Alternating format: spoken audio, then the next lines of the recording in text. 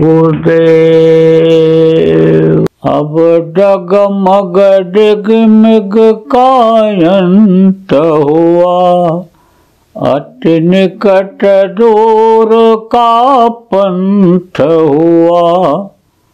आँखें खोला देखा कगार, सरकार तुम्हारे हाथों में, गुरुदेव तुम्हारे हाथों में, भगवान तुम्हारे हाथों में।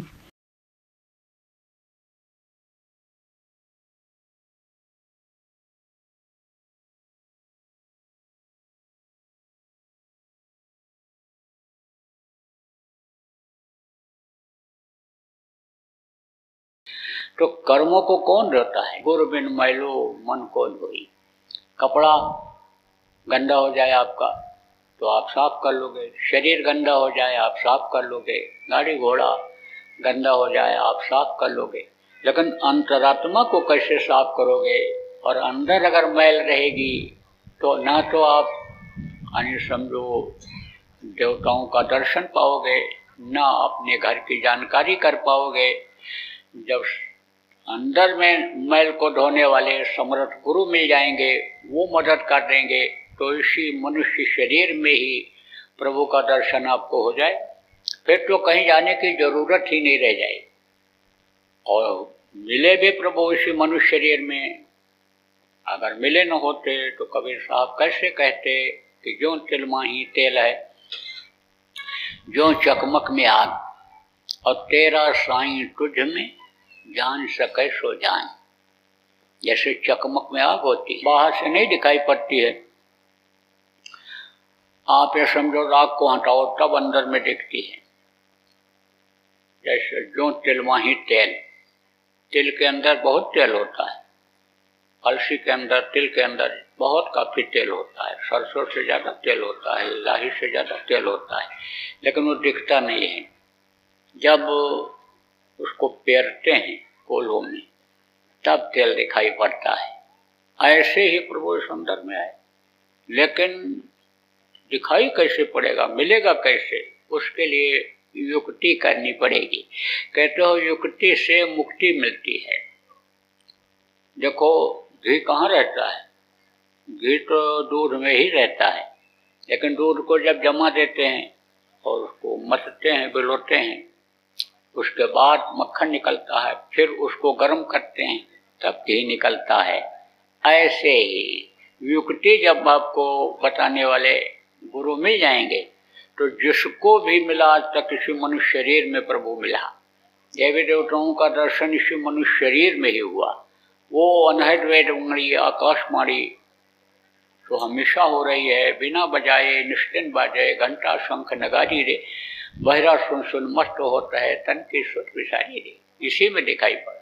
कहा ना, बिना भूमि एक महल बना है, तामे ज्योति अपारी रे, अंधा देख देख सुख पावे, बात बतावे सारी रे। तो आप ये समझो जो कुछ भी दिखाई पड़ा और जिसको संतों ने लिख दिया, इतिहास बन गया, वो इसी मनुष्य शरीर में ही देखे। तो क्या वो उनके सगे बेटा थे? और क्या आप सौतेले हो उस प्रभु के?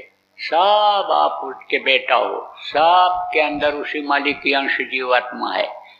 सकल जीव मम उपजाया, सब पर मोर बराबर दया। लेकिन उसको बताने वाले लखाने वाले कौन होते हैं? गुरु गोविंदो खड़े काके लागो पाए, बलिहारी गुरु आपनो जिन गोविंद दियो बताए। जब गुरु मिल जाते हैं तो गुरु भी कई तरह के होते हैं। कोई किसी को चोरी करना सिखा देता है तो वो भी उसको गुरु कहने लगता है। तो जो कपड़ा सिलना सिखा दें, जो लकड़ी का काम सिखा दें, लोहे काम सिखा दें, गाड़ी बनाना सिखा दें, बिजली काम सिखा दें, तो जो सिखाता है उसको गुरु कहते हैं। कोई चीज कोई किसी को बताता है, फायदे की चीज बता देता है, लाभ की चीज बता देता है, तो वो उसको गुरु मान लेता है। तो गुरु तो बहुत तरह के बताए गए। पहला गुरु पेट और माता, जो है रक्त बीज के दाता, दूसर गुरु भई वो दाई, गर्भवास की मैल छुड़ाई, तीसर गुरु ने नाम उचारा, गांव देश के लोग पुकारा, चौथा गुरु ने शिक्षा देना, तब संसारी वस्तु चीना, पांचवा गुरु ने दीक्षा देना, राम कृष्ण का सुमिरन की, छठवां गुरु ने सब भ्रम तोड़ा, ओंकार से नाता जोड़ा।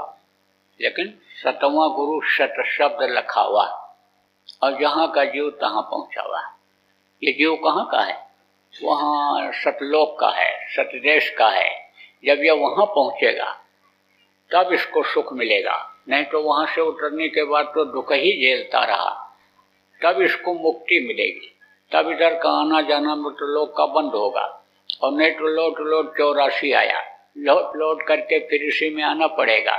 आप लोग भी पहले कहीं थे पिछले जन्म में, आपको नहीं पता है, लेकिन कहीं थे, तो लौट लौट करके इसमें आना पड़ता है। चाहे स्वर्ग और वैकुंठ में ही रहे, क्योंकि पूरे छेड़े मृतलोक के स्वर्ग और वैकुंठ के ऊपर भी लोक हैं। आप ये समझो कि ईश्वर लोक है, ब्रह्म लोक है, पार ब्रह्म लोक है, सत लोक है, अलक लोक है, अगम लोक है, नामी लोक है, लेकिन वो नहीं जा सकते हैं, वहाँ रास्ते नहीं है उनके। है तो 17 तत्वों का लिंग शरीर, आपका 5 तत्वों का है, लेकिन वो जा नहीं सकते हैं पूर्ण छेड़े मृतलोक के। तो कोई स्वर्ग वैकुंठ में ही रहे होंगे, लेकिन मनुष्य शरीर में आपको आना पड़ा है। जन्मने की पीड़ा, माँ के पेट में 9 महीने रहने की पीड़ा आपको बर्दाश्त करनी पड़ी है। लेकिन जब यह जीवात्मा सतलोक पहुंच जाएगी तब इसको मुक्ति मोक्ष मिल जाएगा। फिर यह नीचे नहीं उतरेगी, फिर यह सुख के सागर में पहुंच जाएगी। लेकिन उसका भेद कोई बताएगा, रास्ता कोई बताएगा, तब तो आप वहां पहुंच पाओगे। तो कैसे पहुंचोगे? शब्द के द्वारा पहुंचोगे। शब्द से ही आप उतारे गए हो नीचे, और शब्द को छोड़ते चले आए। एक नाका है, जैसे देखो ये आपका मध्य प्रदेश है, और ये मध्य प्रदेश से ऐसे थोड़ी दूर से आगे जाओगे तो उत्तर प्रदेश आ जाएगा, वहाँ पर उसका नाका है। और फिर आप समझो उधर चले जाओगे, दूसरे तरफ चले जाओगे तो दूसरे प्रदेश का नाका है, ऐसे देश का नाका है, ऐसे ऊपर में भी नाका है, बॉर्डर जिसको कहते हो। तो बॉर्डर से निकलने के बाद ऐसे इनकी आवाजें बदलती चली जाती हैं। जैसे देखो प्रेमियों, शब्द किसको कहते हैं? यानी 2 अक्षर, 3 अक्षर, 4 अक्षर, यानी जब इकट्ठा हो जाते हैं तो वही शब्द बन जाता है। आवाज मुंह से हम जो बोल रहे हैं ये शब्द ही निकल रहा है। ऐसे ही ऊपर से शब्द उतरा है, नीचे की तरफ आया है, लेकिन आवाज बदलती चली गई है। जैसे आप यहाँ से जाओगे उधर, आप समझो कि उधर राजस्थान की तरफ चले जाओ, मध्य प्रदेश से आप उधर चले जाओ महाराष्ट्र की तरफ, महाराष्ट्र और मध्य प्रदेश से गुजरात का भी बॉर्डर लग जाता है। बोली बदल जाती है, भाषा बदल जाती है, ऐसे बदलता चला गया है आवाज। जैसे आप देखो गंगा कहाँ से निकली है? गंगोत्री से। तो जब वहाँ से चली हैं तो वो आवाज़ अलग थी, जब पानी नीचे गिरा तो पहाड़ के ऊपर पड़ा तो आवाज़ अलग था। और जब वही गंगा हरिद्वार में आ गई तो वहाँ जो बहती हैं उनकी अलग आवाज़ आती है। और वही गंगा जब आपके इलाहाबाद में त्रिवेणी संगम पर बहने लगती हैं, यहाँ आ जाती हैं तो आवाज़ बदल जाती है। और यहाँ से बहकर जब जाएंगी आपके गंगा सागर पहुँचेंगी तो वहाँ एकदम आवाज़ बदल जाएगी। ऐसे ही शब्द ऊपर से आया, यहाँ नीचे उतरा है, और वो शब्द अलग अलग आवाज़ों में सुनाई पड़ता है। तो उसका भेद जो बताते हैं, शब्द भेदी जब गुरु मिलते हैं तो जहाँ का जीव तहाँ पहुँचावा, तब यह जन्म मरण से जीव का छुटकारा हो जाता है।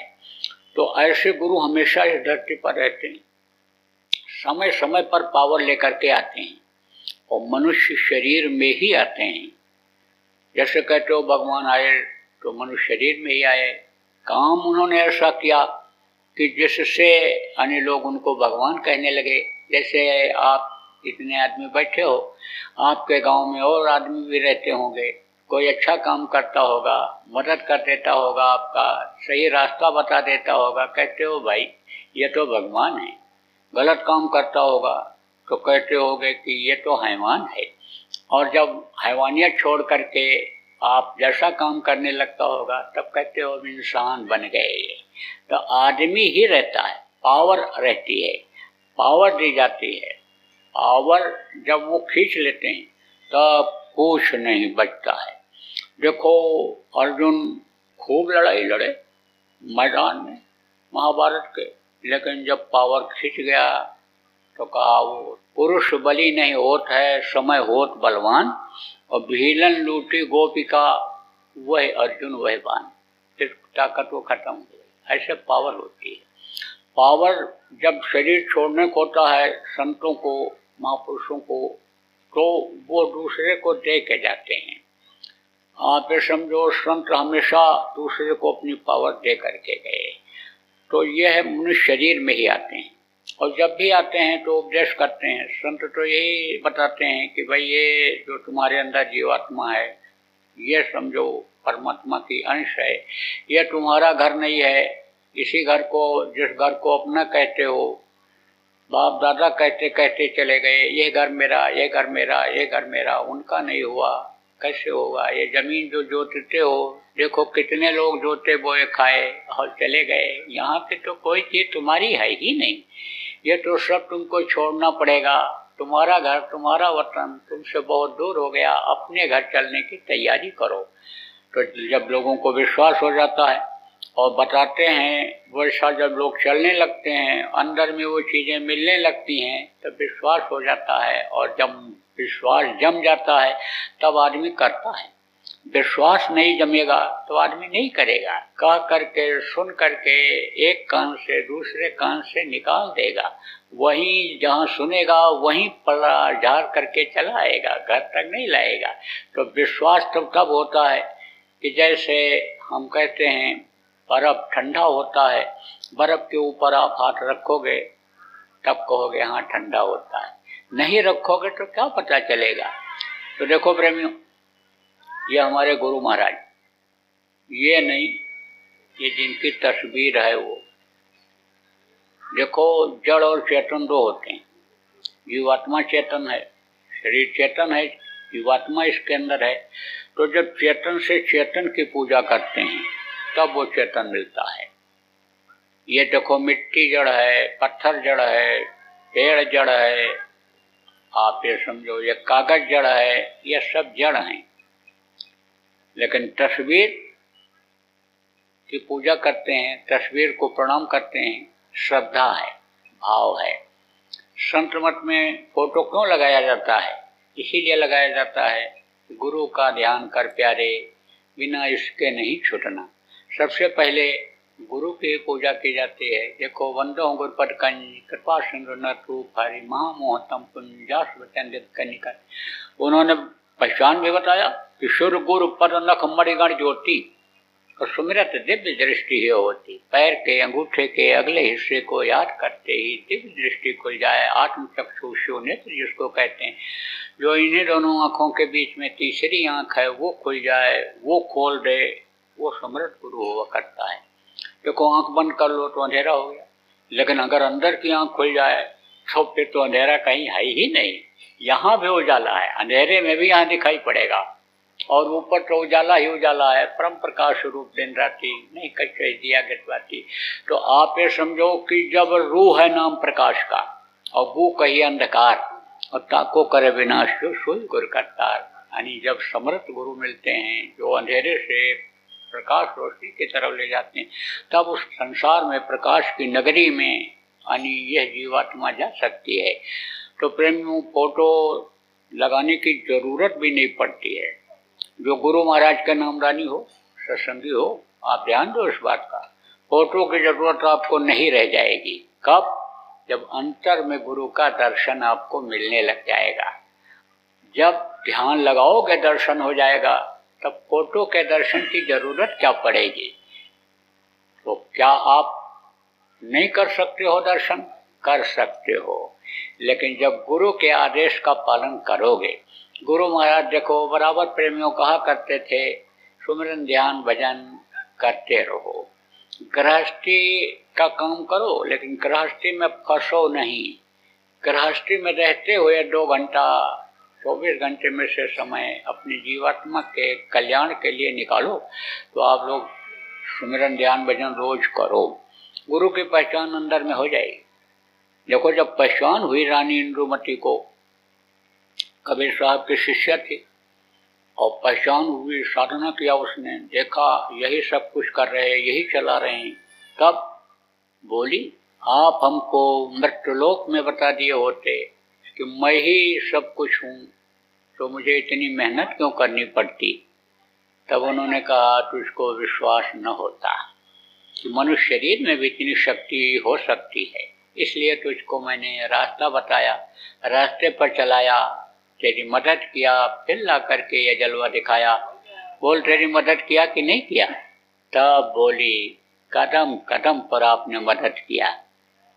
आपका मदद करने के लिए तो प्रेमियों गुरु महाराज तैयार हैं, लेकिन आप तो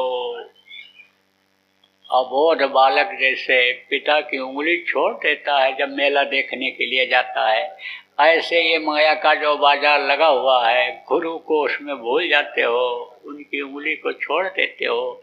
एक बार अंदर में उनको अपना हाथ पकड़ा दो, एक बार वो हाथ पकड़ लेंगे तब फिर आपको नहीं छोड़ेंगे।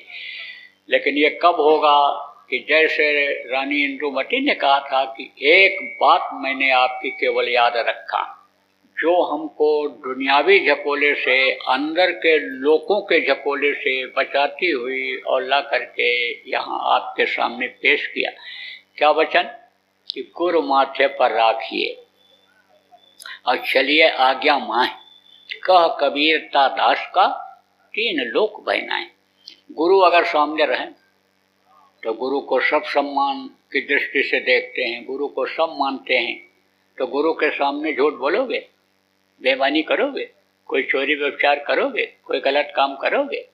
जब ये सोचोगे कि गुरु हमारे सामने हैं, गुरु देख रहे हैं जो मैं कर रहा हूँ, गुरु सुन रहे हैं जो मैं बोल रहा हूँ, तब आपकी बोली बदल जाएगी, आपका खान पान, चाल चलन, विचार भावना आपकी बदल जाएगी। इसलिए गुरु को मस्तक पर सवार रखो। मस्तक पर सवार रखने का मतलब क्या होता है? वचन को याद रखना। गुरु ने जो वचन दिया, जो वचन यानी आपको बोल करके गए, उस वचन का याद रखो। तो भजन ध्यान सुमिरन प्रेमियों जो पुराने लोग हो, करते रहो। तो गुरु महाराज के नामदानी हो, लगातार करो, दिखाई पड़े सुनाई पड़े न पड़े, लेकिन आदेश का पालन तो करो। 2 घंटा बैठना शुरू तो करो। आप तो घाट ही छोड़ देते हो, कहा गया पड़ा रहा है दरबार में, धक्का धनी का खाए, और कभी तो गरीब नवाजाई, जो दर छाड़ न जाए, डर मत छोड़ो।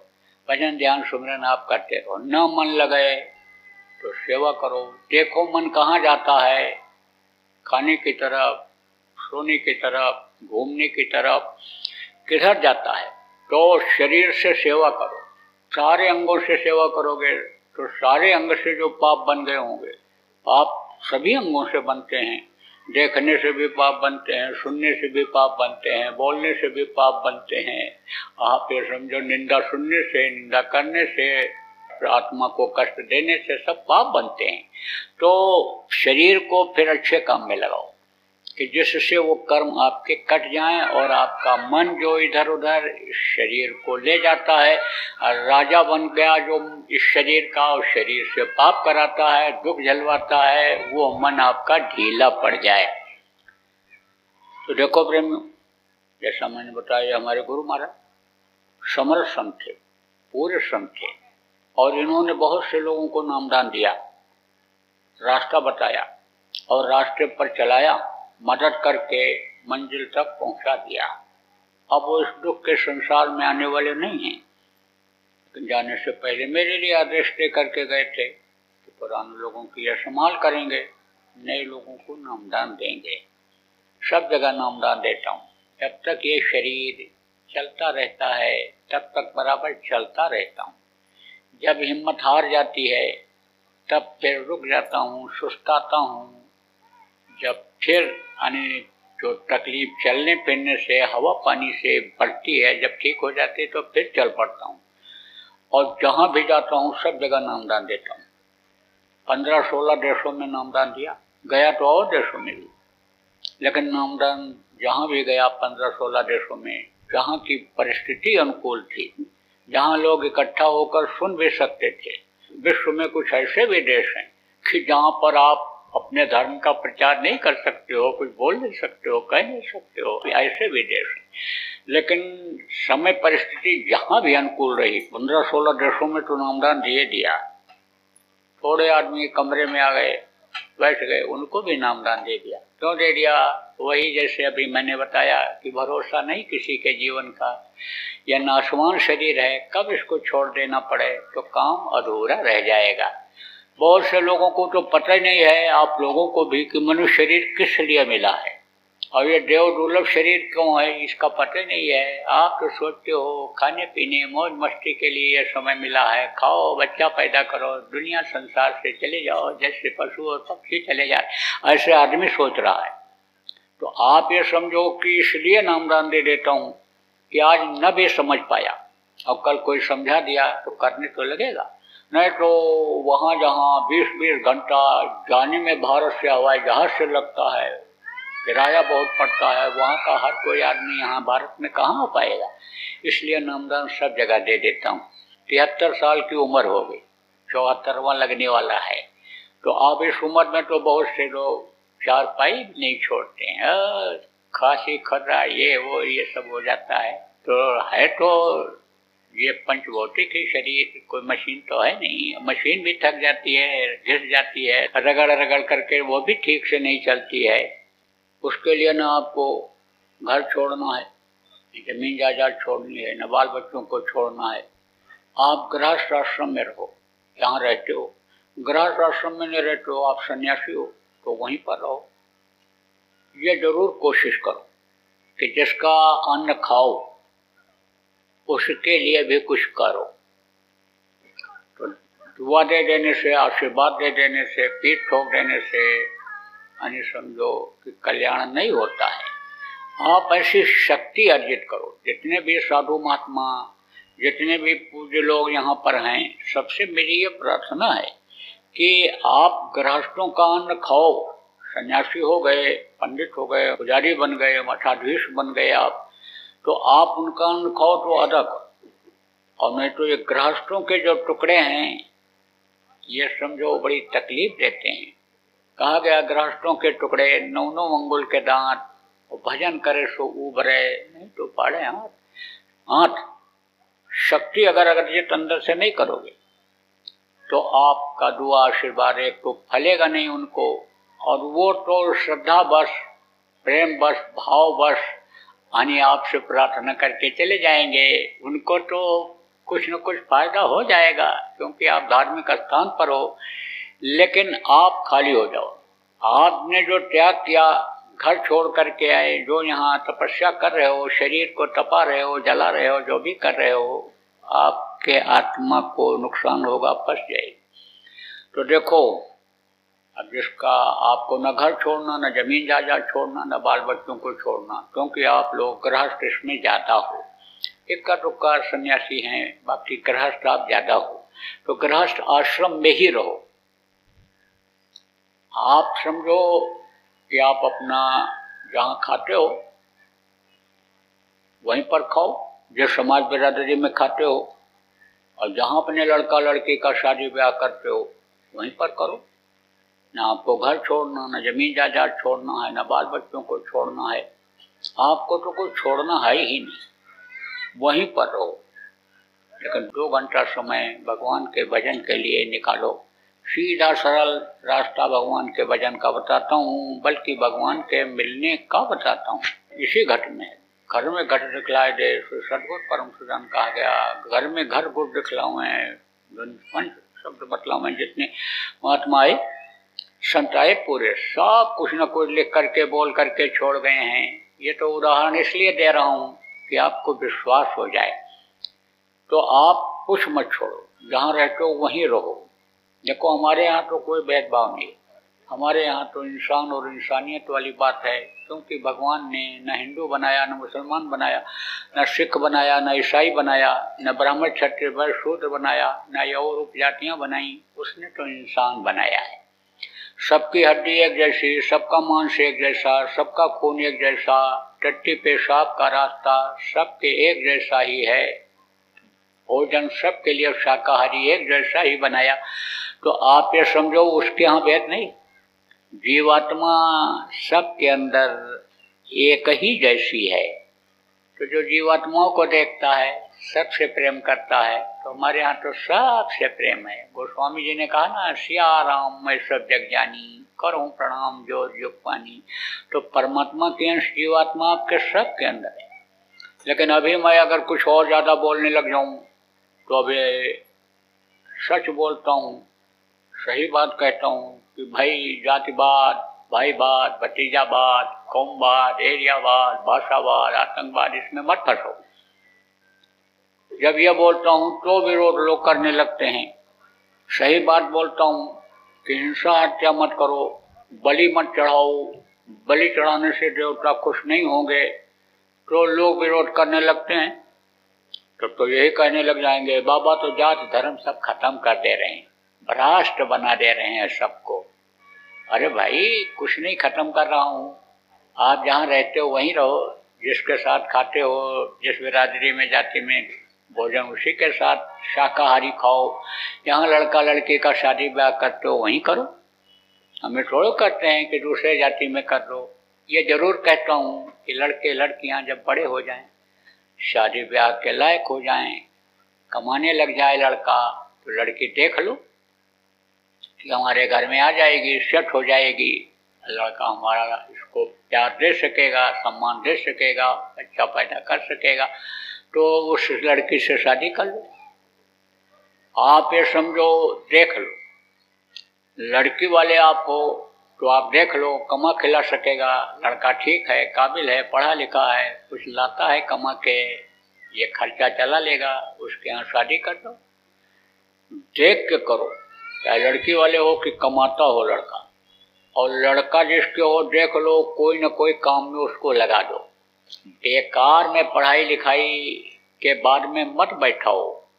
कहेगा हम कंपटीशन बैठेंगे, कंपटीशन बैठेंगे, क्या कंपटीशन बैठेगा? एक आदमी हमको इसी दौरे में मिला, 1.5 महीना करीब हो रहा है दौरे का, हमको इसी दौरे में मिला और कहा 16 साल से कंपटीशन में बैठ रहा हूँ और नहीं आया, अब की बार दया हो जाए। अब आप सोचो, पोल जैसा रहता है बिजली का तार, उसी तरह से तो उस पर दौड़ाते हैं। कमजोर पोल हो, 440 वोल्ट का करंट दौड़ा दो तो पोल का क्या हाल होगा? गिरेगा पोल, यानी गिर जाएगा। तो भाई देख लो, जैसी योग्यता हो, पढ़ाई लिखाई में परसेंटेज देखो, फिर IAS की कोचिंग कराओ, नहीं तो वो को तो पैसा मिलता रहेगा, समय बेकार हो जाएगा। तो नौकरी में लग जाए, काम में लग जाए, तब आप शादी ब्याह समय से देख करके कर लो। नहीं करोगे तो समझो वो खोजेंगे। अपने मन से जब करते हैं, प्रेम विवाह जिसको कहते हैं, तो उसी में धोखा हो जाता है। रूप रंग पर चले जाते हैं ये बच्चे और बच्चियां। ये समझो आपकी पढ़ाई लिखाई पर, धन दौलत पर एक दूसरे से मोहित हो जाते हैं और रिश्ता निभता नहीं है। 2 महीना भी नहीं बीतता है, तलाक के मुकदमे चालू हो जाते हैं। ऐसी नौबत ना आवे, ये जरूर कहता हूँ। ये जरूर कहता हूँ कि भाई थोड़ा सा स्वस्थ रहने के लिए कम खाओ, ज़्यादा खा लेते हो तो बीमारियां आ जाती हैं। ये जरूर कहता हूँ कि 2 बार कम खाओ, कम खाओगे तो बीमारी नहीं आएगी। आप समझो प्रेमियों, जब कोई एक बोलता है दूसरा 2 बोल देता है तो बस उसी में क्रोध आ जाता है, और क्रोध आ जाता है तो लड़ाई झगड़ा, फसाओ, जेल जाना सब हो जाता है उसी में। एक को गुस्सा आए और दूसरा चुप हो जाए तो झगड़ा होगा? नहीं होगा। औरत को गुस्सा आए, पुरुष चुप हो जाए, पुरुष को गुस्सा आए, औरत चुप हो जाए। सास को गुस्सा आए, बहू चुप हो जाए, बहू को गुस्सा आए, सास चुप हो जाए, तो ये सास और बहू का जो झगड़ा है वो मशहूर होगा? नहीं मशहूर होगा। अगर सास ये सोचने लग जाए कि एक लड़की को मैंने ब्याह दिया, दूसरे को दे दिया, दूसरे की लड़की मैं लेके आई हूँ अपने घर में बहू बना करके, ये मेरी बेटी है, तो समझो कि झगड़ा नहीं होगा।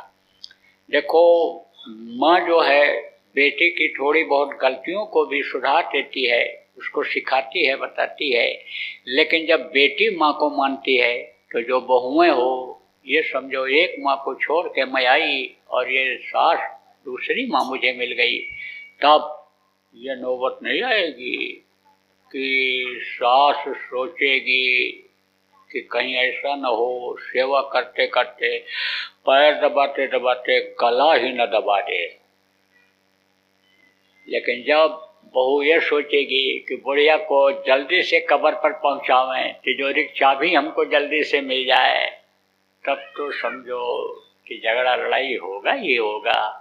झगड़ा एक करे, बोले और दूसरा चुप हो जाए, सास को गुस्सा हो, बहू चुप हो जाए, बहू को गुस्सा हो, सास चुप हो जाए, तो झगड़ा नहीं होगा। लेकिन कभी कभी ऐसा होता है, कहा गया कहते करो उपाय स्वभाव न छूटे, और नीम न मीठा होए चाहे घी गुड़ से सींचे। तो स्वभाव जल्दी नहीं छूटता है। कुत्ते की पूंछ होती है, टेढ़ा देती है, इसे टेढ़ा किया रहता है, पकड़ सीधा कर दो फिर टेढ़ा कर दे। नली में कुत्ते की पूंछ डाल दो और 12 वर्ष तक वैसे रखो और निकालोगे तो भी वैसे टेढ़ा रहेगा। तो संतों के अलावा और कोई स्वभाव को जल्दी बदल नहीं पड़ता है, इसीलिए बार बार सत्संग की जरूरत पड़ती है, तब ये स्वभाव बदलता है, आदमी का बदल जाता है। मन तभी रुकता है जब नाम की संख्या सुभाई जाती है। काम क्रोध लोभ मोह अहंकार ये तभी खत्म होते हैं जब ये नाम जो बताऊंगा उसका जब जाप किया जाएगा, तब ये ढीले पड़ेंगे, नहीं तो आखिरी वक्त तक ये परेशान करते रहते हैं। जय गुरुदेव, जय गुरुदेव, जय गुरुदेव, जय जय गुरुदेव।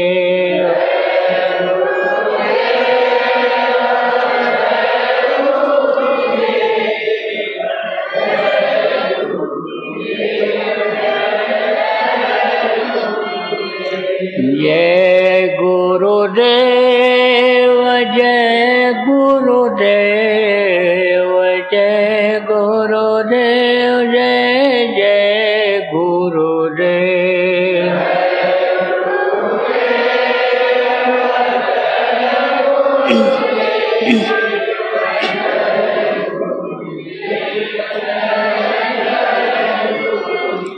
जय गुरुदेव, जय गुरुदेव, जय गुरुदेव, जय